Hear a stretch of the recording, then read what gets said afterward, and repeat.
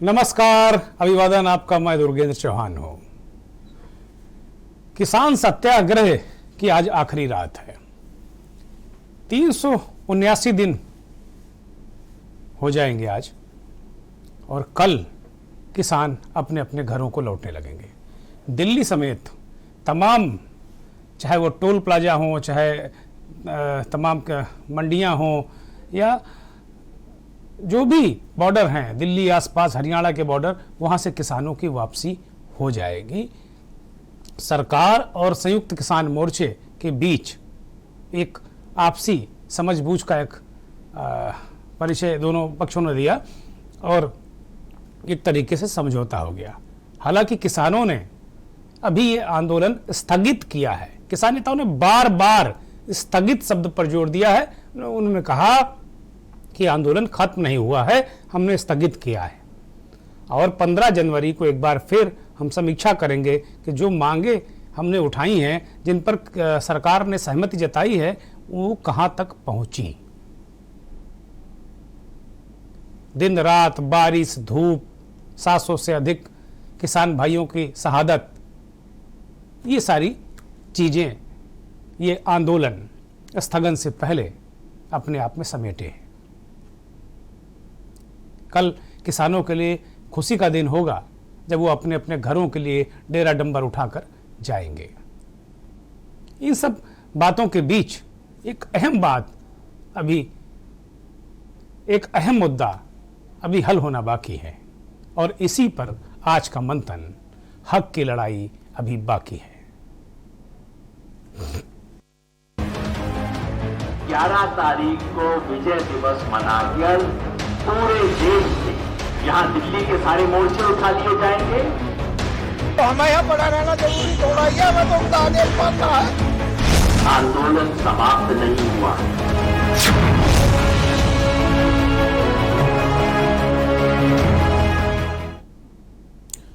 हमारा देश एक लोकतांत्रिक देश है, ये बताने की जरूरत नहीं है, और यहाँ 70% लोग किसानी करते हैं, किसानी पर आश्रित हैं, या यूं कहा जाए कि भारत एक कृषि प्रधान देश है। लोकतांत्रिक देश में इस तरह की घटना या इस तरीके का आंदोलन एक साल तक चलना अपने आप में दुर्भाग्यपूर्ण है। जहां देश के अन्नदाता को अपने हक के लिए इतना संघर्ष करना पड़े, क्योंकि ये एक लोकतांत्रिक देश में जनता वोटों से अपनी सरकार बनाती है, और इसलिए अपना लीडर भी जनता चुनती है ताकि उनकी समस्याओं को समझ सकें, उनका हल किया जा सके। 378 दिन चले आंदोलन ने जब बीते दिन विराम लिया, तो वास्तव में तमाम तरीके के घाव ये आंदोलन छोड़ गया। इस घटना को लेकर सरकार और किसानों के बीच अविश्वास जरूर पैदा हुआ है। दिल्ली की सीमाओं पर 14 महीनों से डटे किसानों ने आंदोलन की समाप्ति का ऐलान तो कर दिया, लेकिन कल यानी 11 दिसंबर को सिंघू बॉर्डर, गाजीपुर बॉर्डर समेत तमाम जगहों पर किसान घर वापसी शुरू कर भी देंगे। इसके बाद 13 दिसंबर को किसान अमृतसर के स्वर्ण मंदिर में जाएंगे और अरदास करेंगे, और फिर अपने अपने घरों को पहुंच जाएंगे। सरकार की ओर से मिले नए प्रस्ताव पर किसान संगठनों में सैद्धांतिक सहमति पहले ही बन गई है, लेकिन इस पर लंबी चर्चा के बाद फैसला हुआ है कि इस तरीके से हम वापसी करेंगे, और कुल मिलाकर सरकार को एक मौका देंगे कि वो चीजें ठीक कर ले। किसान संगठनों के 200 से ज्यादा प्रतिनिधियों ने हिस्सा लिया बैठक में, और अब ये जो संकेत और संदेश मिलने लगे हैं, कल और आज भी टेंट हटाए गए हैं, और जब ये भोर सुबह होगी, जब कल की सुबह एक नए युग का सूत्रपात करेगी किसान आंदोलन के लिए और इस देश के लिए भी। तमाम मीडिया के साथियों ने, माफ कीजिएगा, गले में थोड़ी दिक्कत लग रही है, के तमाम साथियों ने अब हिसाब किताब लगाना शुरू कर दिया है। तरह तरह तरीके से वो इस बात को बताने की कोशिश कर रहे हैं कि किसान आंदोलन से कितना आर्थिक नुकसान हुआ। अरे भाई, किसानों के खेतों में जाकर देखो कि उन्हें कितना नुकसान हुआ। आपका 200 रुपए का पेट्रोल ज्यादा लग रहा है तो आपको मुश्किल लग रहा है। उन्होंने क्या खोया? उन्होंने अपने खोए, उन्होंने अपनी खेती खोई, किसानी खोई, स्वाभिमान खोया, आत्मसम्मान खोया, क्या नहीं खोया उन्होंने। तो इस तरीके की स्थितियां बनी। संयुक्त किसान मोर्चे के नेता और इस देश के कभी जाने माने विश्लेषक रहे योगेंद्र यादव ने बहुत अहम बातें कही।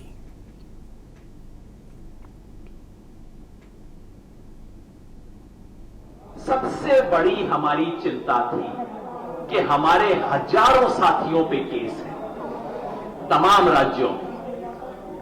सरकार की तरफ से परसों जो प्रस्ताव आया था वो ये था कि पहले आप आंदोलन वापस लो, उसके बाद हम केस वापसी की बात करेंगे।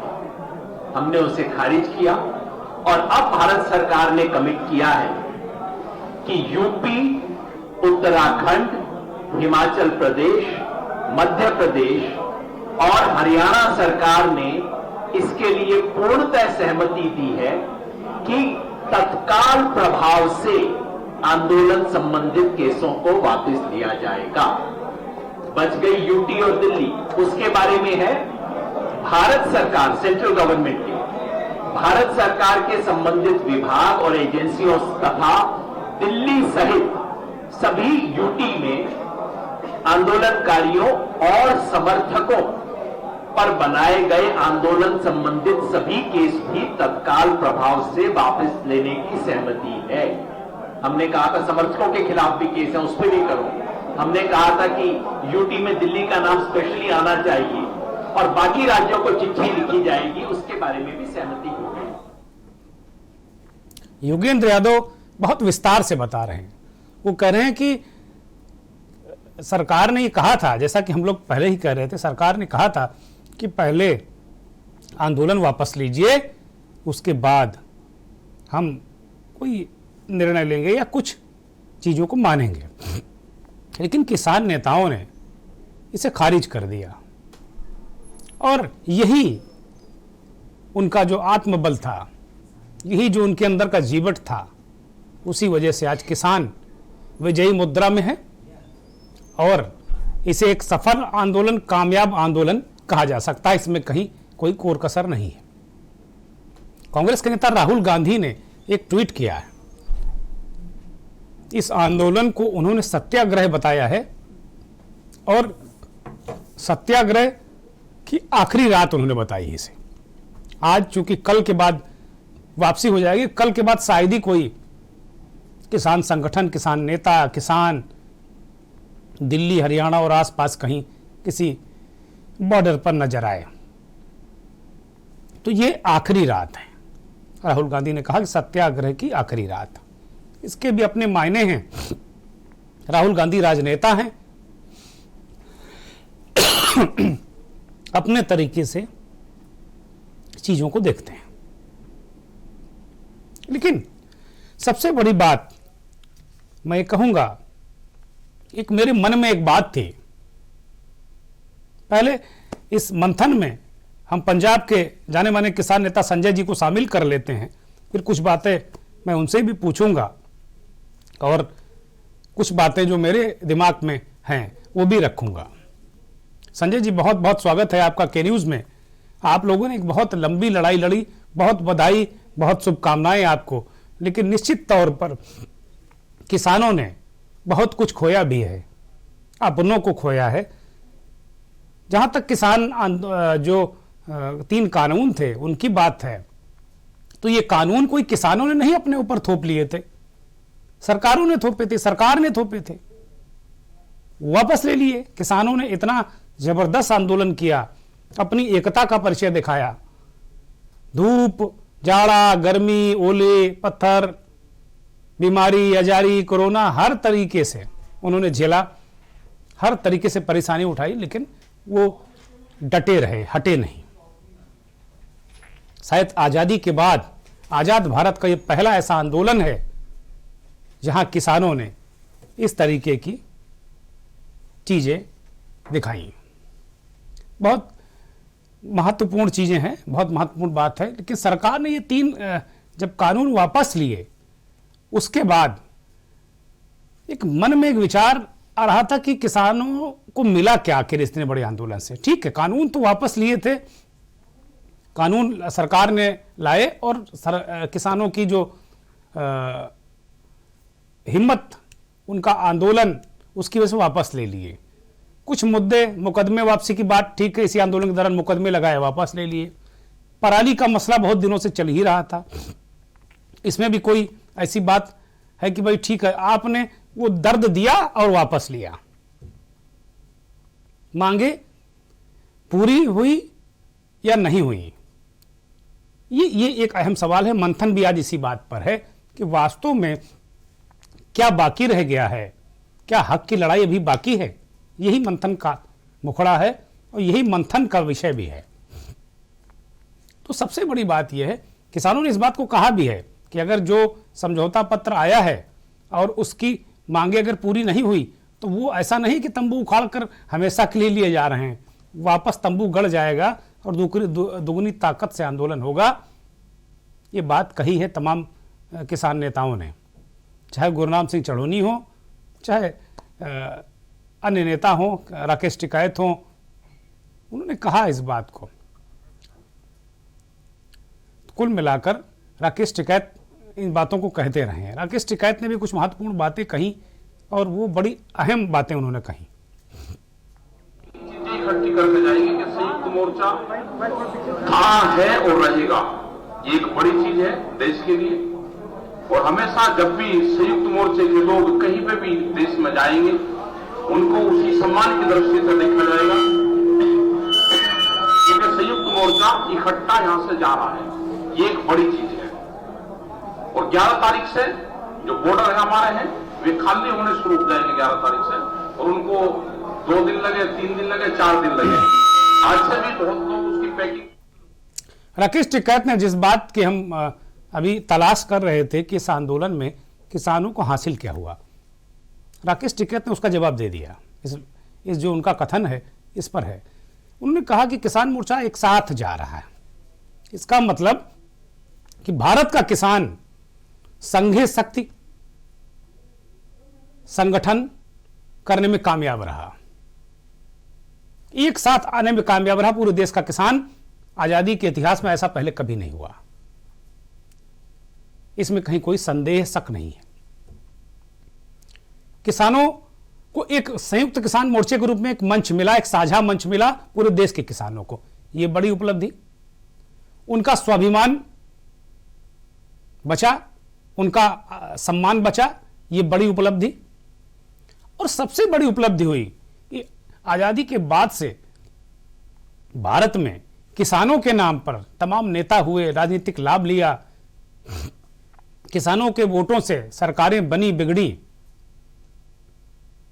लेकिन किसानों की राजनीतिक ताकत नहीं बन पाई थी।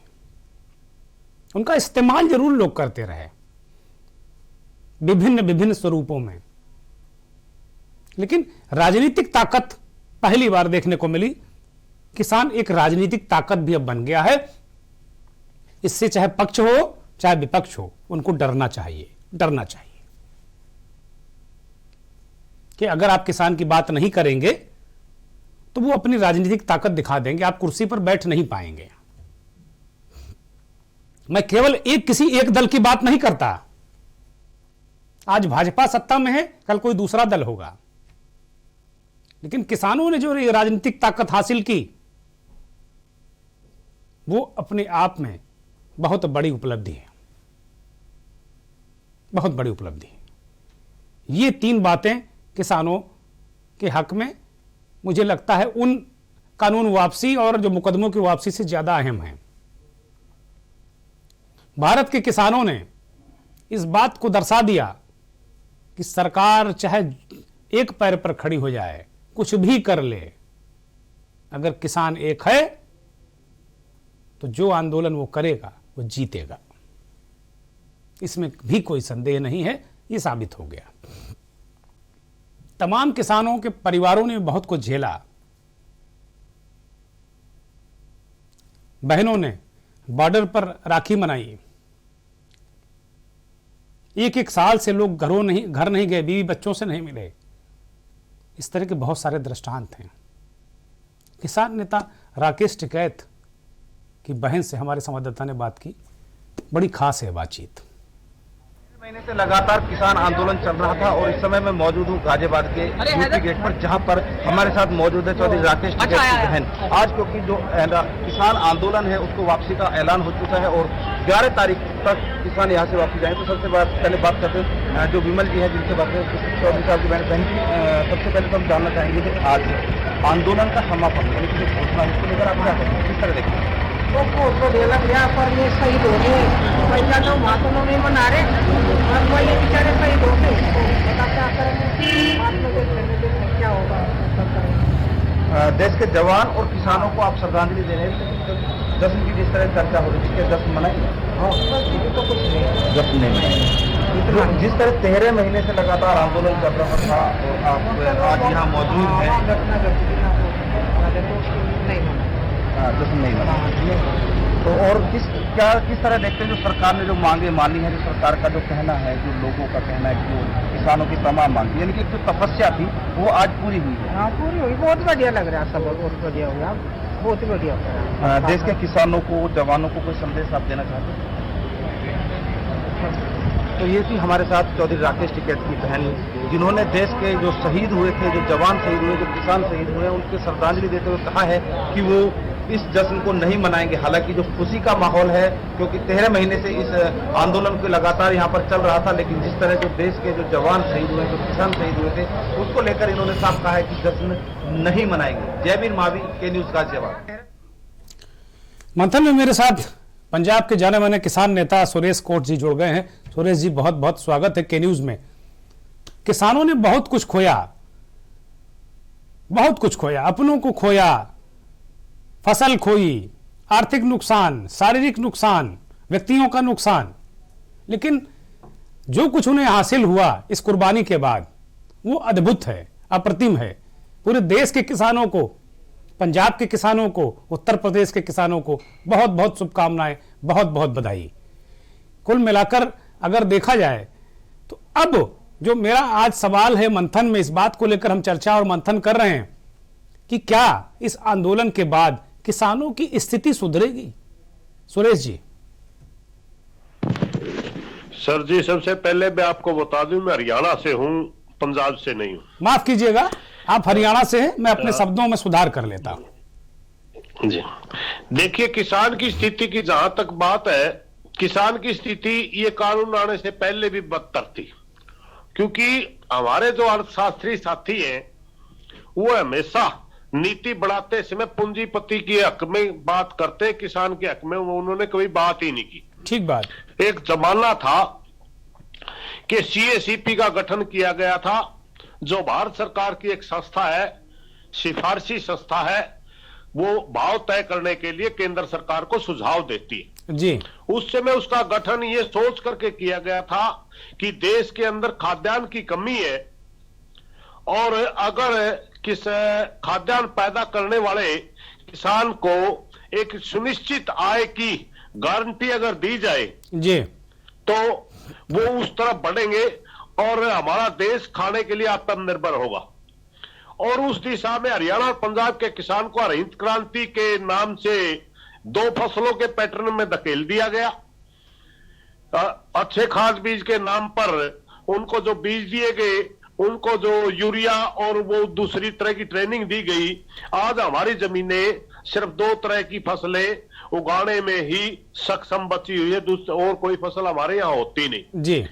हमारे इस वजह से वो फसलें ज्यादा महंगी होती गई और हम उससे पैटर्न में बहते चले गए। अब देश कहता है कि हमारे पास खाद्यान्न सरप्लस है जी, और सरप्लस खाद्यान्न के लिए हरियाणा पंजाब ने कितनी कीमत चुकाई ये नहीं देखते जी, मतलब सिर्फ है मार्केट की तरफ देखते हैं कि मार्केट के अंदर आज खाने की चीजों की भरमार है, मगर वो ये इस बात की तरफ नहीं देखते कि जिस समय देश के अंदर अनाज की कमी थी, पाकिस्तान के साथ हमारा युद्ध चला हुआ था, अमेरिका के राष्ट्रपति ने साफ साफ हमारे देश को कह दिया था कि आप जल्दी समझौता कीजिए वरना हम आपको खाद्यान्न नहीं देंगे।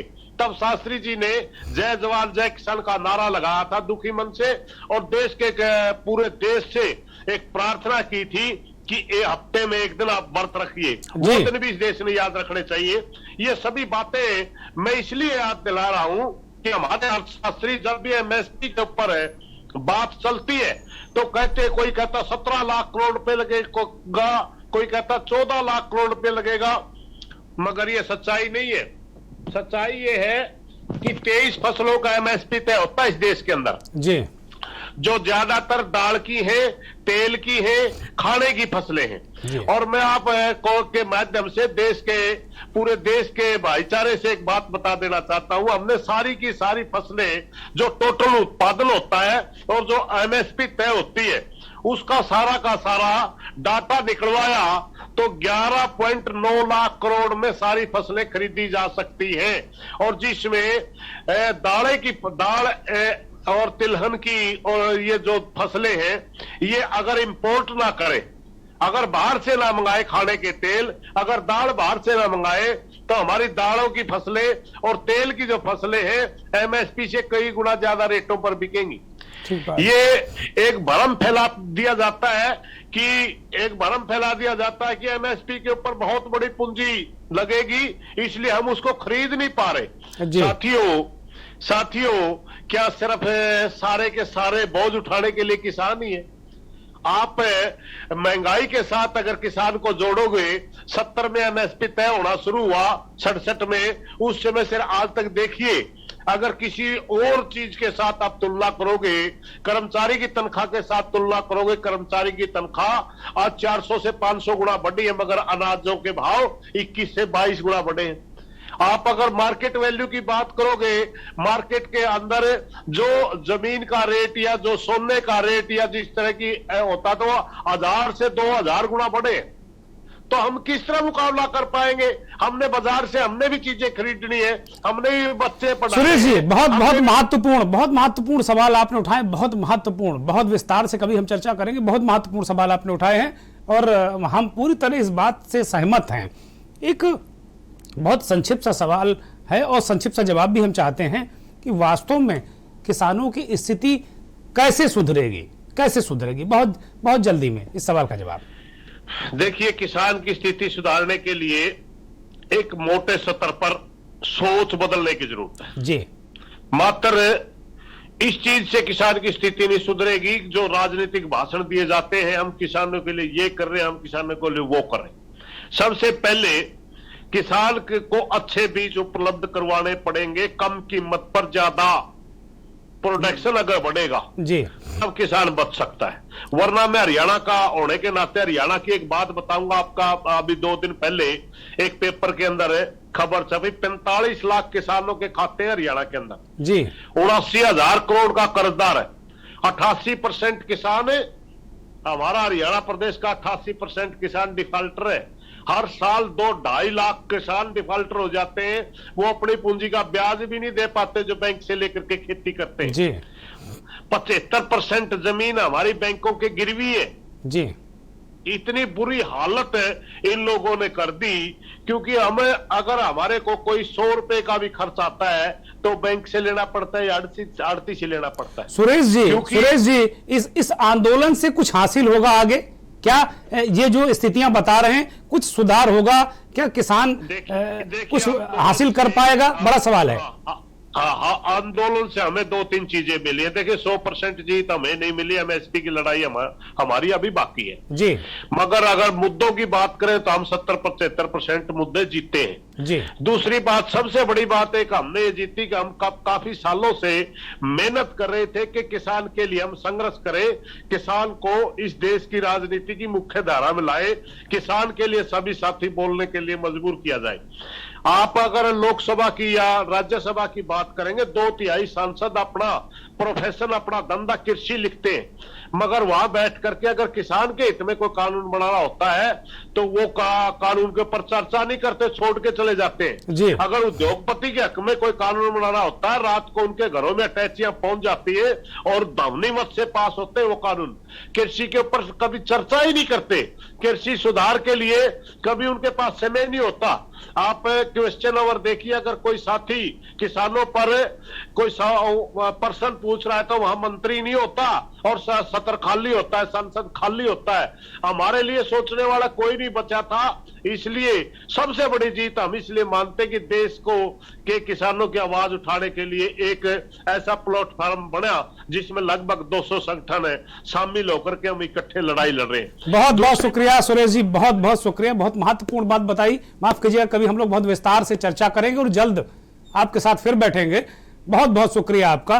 किसान नेता सुरेश खोत जी ने बहुत महत्वपूर्ण बातें बताई हमको, और उन्होंने ये भी कहा कि जो संसद में किसानों की बात नहीं होती, तो क्या ये मान लिया जाए कि इस आंदोलन से किसान एक राजनीतिक ताकत जो बन गया है, तो आने वाले वक्त में क्या किसान संसद के अंदर उनका प्रतिनिधित्व बढ़ेगा? ये बड़ा सवाल है। और उन्होंने एमएसपी की बात की, जो हम मंथन का हमारा मुद्दा है कि जो हक की लड़ाई अभी बाकी है, ये हक की लड़ाई किसान लड़ेगा, इसमें कहीं कोई संदेह नहीं है।